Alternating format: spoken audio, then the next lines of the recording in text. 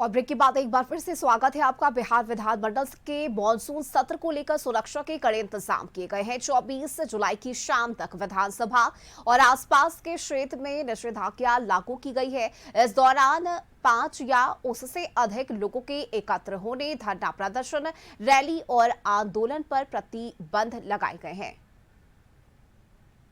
जुलाई तक बिहार मानसून सत्र की शुरुआत होने जा रही है और उसके लिए मुकम्मल तैयारी है। पुख्ता इंतजाम पुलिस प्रशासन की मौजूदगी अच्छी खासी है। किसी तरीके की कोई दिक्कत ना हो, कहीं पर भी परिंदे पर न मार सके, इसके लिए आप देखिए कि चप्पे चप्पे पर पुलिस बल की तैनाती की गई है। अक्सर सत्र के दौरान जो है धरना प्रदर्शन करने वाले लोग बहुत अधिक आते हैं, अपनी मांग को रखते हैं, अपनी बातों को रखते हैं।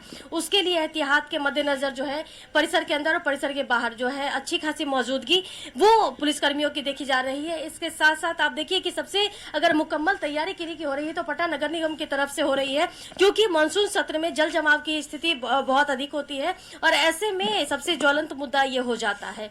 और खुद इसके लिए जो है इसकी जो टीम है वो मौजूद है। आप देखिए किस तरीके से किसी तरीके का जल जमाव की स्थिति ना बने, क्योंकि राजधानी पटना में भी कल से ही बारिश हो रही है, तो कहीं पर भी जल जमाव की स्थिति ना बने उसको लेकर के वो भी तैयारी की गई है। और एग्जीक्यूटिव ऑफिसर भी हमारे साथ मौजूद है, इनसे बात कर लेते हैं। आप लोग की तरफ से क्या तैयारी की जा रही है? तैयारी है कि विधानसभा परिसर में हमारा पहले से भी 83 एचपी बुडको के द्वारा मोटर पंप लगाया गया है, नगर निगम के द्वारा 10 एचपी का लगाया गया है, इलेक्ट्रिक पंप भी है।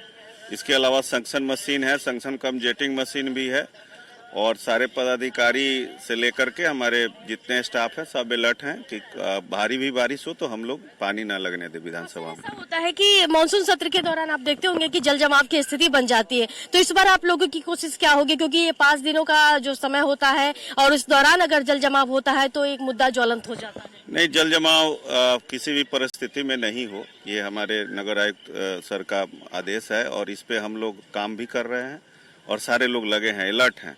किसी भी परिस्थिति में नहीं होनी चाहिए, ये हमारी कोशिश है। कि नगर निगम की तरफ से जो है साफ तौर पर नगर आयुक्त का आदेश है किसी भी सूरत में जो है वो जल जमाव की स्थिति ना बने। और इसी कड़ी में देखिए कि जो भी जो नाले बने हुए हैं उसकी सफाई जो है वो की जा रही है, कहीं पर भी पानी ना अटके उसके लिए भी पुख्ता इंतजाम किए जा रहे हैं। और खास करके जो है दर्जनों टीम जो है वो नगर निगम की तरफ से उतारे गए हैं ताकि किसी तरीके का जो कोई स्थिति जो है वो समस्या क्रिएट ना हो, उसके लिए पहले से पुख्ता इंतजाम कर लिए जाए ताकि जो है जल जमाव का जो संभावना है जो बनता है उससे जल्द से जल्द निपटा जा सके। कैमरा पर्सन अली के साथ अंकिता सिंह, कोशिश न्यूज़ पटना। और अब सीधे रुक कर लेते हैं अंकिता का। बिहार विधानसभा से हमारे साथ लाइव जुड़ चुकी हैं अंकिता। देखिए, मानसून सत्र की शुरुआत आज से हो रही है और ये सत्र अपने आप में कई मायनों में बेहद खास इसलिए भी है क्योंकि बतौर मुख्यमंत्री के तौर पर पहली बार ये मौका है जब सम्राट चौधरी सदन की कार्यवाही में शामिल होंगे और सरकार की तरफ से तमाम वो रणनीतियां तैयार की गई है कि किस तरह से विपक्ष के सवालों का जवाब दिया जा सके। फिलहाल अभी किस तरह से हलचल वहां पर आप देख पा रही हैं अंकिता?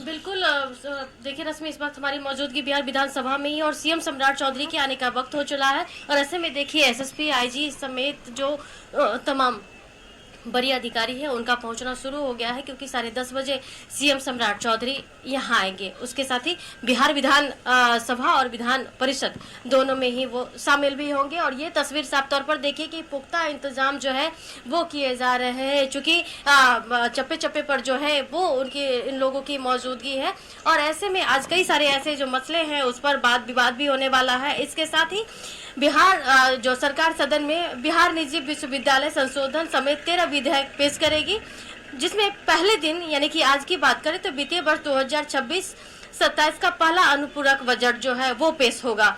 तो ये बहुत महत्वपूर्ण हो जाता है। हालांकि विपक्ष की तरफ से कई सारे मसले होंगे, उसे घेरने की कोशिश भी की जाएगी और कई ऐसे मुद्दे हैं जैसे कि आप देखिए कि भरत तिवारी के कथित एनकाउंटर की बात करें, महंगाई की बात करें, परिसीमन की बात करें, विपक्ष के पास इस बार कई ऐसे मुद्दे हैं जिसको लेकर के वो हंगामा कर सकते हैं। उसको लेकर के भी बिहार सरकार की तरफ से मुकम्मल तैयारी भी की जा रही है। लेकिन आप देखिए कि थोड़ी देर के बाद जो है वो सीएम सम्राट चौधरी यहाँ पहुंचेंगे, उसको लेकर जो तमाम जो तैयारियां हैं वो पुख्ता इंतजाम वो किए जा रहे हैं। और इंतजार सीएम अभी देखिए कि थोड़ी देर पहले जो है स्पीकर डॉक्टर प्रेम कुमार और उनके साथ जो है उप मुख्यमंत्री विजय कुमार चौधरी पहुंचे हैं। इसके साथ साथ कई ऐसे मंत्री हैं, उनकी भी वो भी धीरे धीरे पहुंच रहे हैं। लेकिन 10:30 बजे सीएम सम्राट चौधरी के पहुंचने की बातें सामने आ रही है। बिल्कुल अंकिता, देखिए और सदन की कार्यवाही के शुरुआत में ही दिवंगत आत्माओं को श्रद्धांजलि दी जाएगी। उसके बाद अगर हम बात करें तो आज सदन में और क्या कुछ होना है?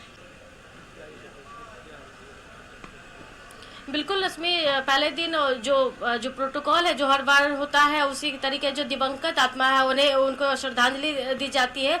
उसके बाद जो हमने बताया कि जो बिहार विश्वविद्यालय जो उसको लेकर के निजी विश्वविद्यालय के संशोधन की बातें हैं, उसके साथ 13 विधेयक जो है वो पेश किए जाएंगे। उसके साथ ही ये विधेयक लाने के बाद जो है दूसरा जो एक और जो बातें हैं, जो वित्तीय वर्ष 2026-27 का जो पहला अनुपूरक बजट है वो पेश किया जाएगा। रश्मि, बिल्कुल अंकिता, और देखिए जो जानकारी मिली है कि 11:30 बजे एनडीए की बैठक भी बुलाई गई है, यानी उस बैठक में भी तमाम रणनीतियां तय की जाएगी, क्योंकि इस बार कई ऐसे बिहार में मुद्दे हैं जिसे सदन की कार्यवाही के दौरान उठाया जाएगा विपक्ष की तरफ से, और ये कोशिश भी होगी विपक्ष को कि हर मुद्दे पर सरकार को घेरा जा सके, चाहे वो सदन के अंदर हो या सदन के बाहर।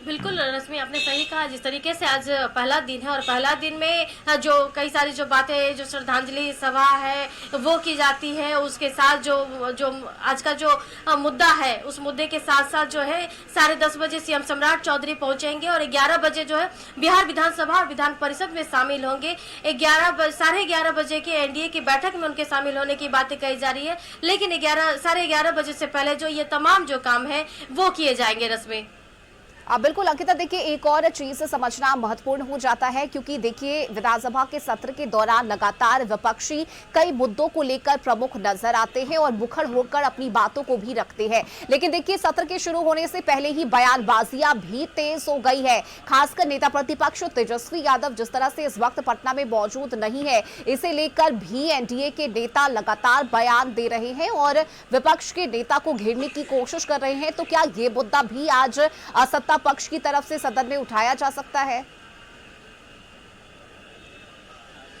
बिल्कुल रश्मि, नेता प्रतिपक्ष एक जिम्मेदार पद होता है और ऐसे में सरकार की जो खामियां होती है उसे आईने की तरह वो दिखाते हैं। और ऐसे में जब कभी भी सत्र होता है तो उस सत्र से पहले वो या तो बिहार से बाहर होते हैं या फिर सदन में नहीं होते हैं। तो स्वाभाविक सी बात है कि बिहार की एनडीए की तरफ से, उनके नेताओं की तरफ से भी घेरने की कोशिश बिल्कुल होगी, क्योंकि ऐसे भी कह ले तो विपक्ष पहले इतने मजबूत नहीं है। पहले उनके जो लगभग 80 सीट पर थे, अब 25 सीट पर आ चुके हैं।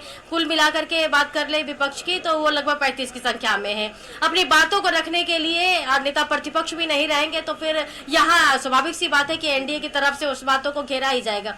फिलहाल नेता प्रतिपक्ष तेजस्वी यादव के यूरोप में होने की बातें कही जा रही है। तो अब चूंकि 5 दिन का ये सत्र है तो पहला दिन उनकी मौजूदगी नहीं हो रही। अब देखना दिलचस्प होगा कि 4 दिन में उनकी उपस्थिति होती है या नहीं होती है। लेकिन सत्र में, इतने छोटे से सत्र में भी अगर उनकी अनुपस्थिति होती है तो सवाल तो एनडीए के जो नेता है वो उठाएंगे ही और सवाल बनता भी है। बिल्कुल अंकिता, लेकिन तैयारी किस तरह से की गई है विपक्ष की तरफ से और क्या रणनीति है? देखिए कई ऐसे मुद्दे हैं रश्मि जिसको लेकर के विपक्ष के पास अभी फिलहाल ज्वलंत मुद्दा है। आप देखिए कि पहला तो भरत तिवारी एनकाउंटर की बात कर ले, दूसरा आप देखिए कि बंटी हत्याकांड अभी हाल में करबी गैया में हुआ है, बांकीपुर का चुनाव होना है, तो स्वाभाविक सी बात है उसे उस बातों को भी भुनाएंगे। इसके साथ ही महंगाई एक मुद्दा है, टैक्स को लेकर के बातें निकल कर सामने आ रही, परिसीमन को लेकर के कई सारी ऐसी बातें सामने निकल कर आ रही है। वित्त रहे शिक्षकों के जो अनुदान की बात लगातार आ रही है, वो जगह जगह घूम रहे, अपनी मांग को मांग रहे हैं, ये मुद्दा है। शिक्षक के ट्रांसफर पोस्टिंग को लेकर के कई सारी ऐसी बातें हैं, उसको लेकर के घेरने की कोशिश करेंगे। तो स्वाभाविक सी बात है, आपने देखा होगा कि शिक्षा की एक बहुत महत्वपूर्ण संख्या बल भी उस लोगों की, तो वो लगातार जो हर सत्र में उन लोगों की कुछ न कुछ मांग होती है। लेकिन फिलहाल जो सबसे महत्वपूर्ण है ट्रांसफर पोस्टिंग को लेकर के, तो वो भी एक महत्वपूर्ण मुद्दा हो सकता है। तो आप देखिए कुछ दिन पहले, 2-3 दिन पहले की बात करें तो सत्ता पक्ष और विपक्ष दोनों के ही जो शिक्षक नेता है वो जाकर के सीएम सम्राट चौधरी से मुलाकात की थी। तो उसमें सीपीआई के भी थे, माले के भी थे, और उसके साथ साथ जो है एनडीए के भी नेता थे। तो स्वाभाविक सी बात है विपक्ष के भी कई ऐसे शिक्षक नेता है, तो उस मुद्दा को भी घेरेंगे। परिसीमन की बातें निकलकर सामने आई है, आप तो देखिए उसको भी निश्चित तौर पर जो है वो भी मुद्दा रह सकता है। तो ये सारी जो कई सारी ऐसी बातें हैं, महिला सुरक्षा को लेकर के है, लॉ एंड ऑर्डर को लेकर के है, तो कई ऐसी बातें निकलकर जरूर सामने आ रही है जिसको लेकर के विपक्ष घेरने की तैयारी में है। बिल्कुल अंकिता, देखिए और बिहार में लॉ एंड ऑर्डर और क्राइम की अगर हम बात करें तो मुख्यमंत्री सम्राट चौधरी ने ये साफ संदेश दिया है कि बिहार में जीरो टॉलरेंस की नीति पर काम होती आई है और जो भी दोषी है उसे किसी भी सूरत हाल में बख्शा नहीं जाएगा। यानी क्राइम करने वालों को सलाखों के पीछे जाना होगा या फिर अपराधियों का एनकाउंटर भी बिहार में लगातार हो रहा है। तो ये अपने आप में भी विपक्ष के उन सवालों का जवाब है जिसे लेकर वे सरकार को घेरने की तैयारी में है। अंकिता, बिल्कुल रश्मि, आपने सही कहा। जिस तरीके से लगातार अपराधियों पर नकेल कसने के लिए सीएम सम्राट चौधरी हर दिन जो है उनके बयान आ रहे हैं और वो देखने को भी मिल रहा है कि अपराधियों के एनकाउंटर भी हो रहे हैं। लेकिन इन सब के बीच विपक्ष के सामने कई ऐसे मसले हैं जिसको लेकर के वो लगातार जो है लॉ एंड ऑर्डर पर सवाल उठाते हैं। आप विपक्ष के तौर पर नेता प्रतिपक्ष की बात कर ले या फिर आरजेडी की बात कर ले, कांग्रेस की बात कर ले, तो सोशल मीडिया पर लगातार जो है जहां जहां हत्याएं हो रही है या फिर कई ऐसे मसले निकलकर सामने आ रहे हैं, उसको लेकर के वो सोशल मीडिया पर उसको सरकार को घेरने की कोशिश करती है। तो स्वाभाविक सी बात है, आज सत्र की शुरुआत हो रही है तो इस मुद्दा को भी रखेंगे। और देखिए कि अब सीएम सम्राट चौधरी पहुंचने वाले हैं और उसको लेकर के जो तमाम जो नेता हैं वो सभी जो है वो गुलदस्ता लेकर के वो बाहर निकल रहे हैं उनके स्वागत के लिए। अब देखिए पहले कई धीरे धीरे करके जो है तमाम जो नेता हैं वो पहुंच रहे हैं, लेकिन उससे पहले हम वो तस्वीरें भी दिखाने की कोशिश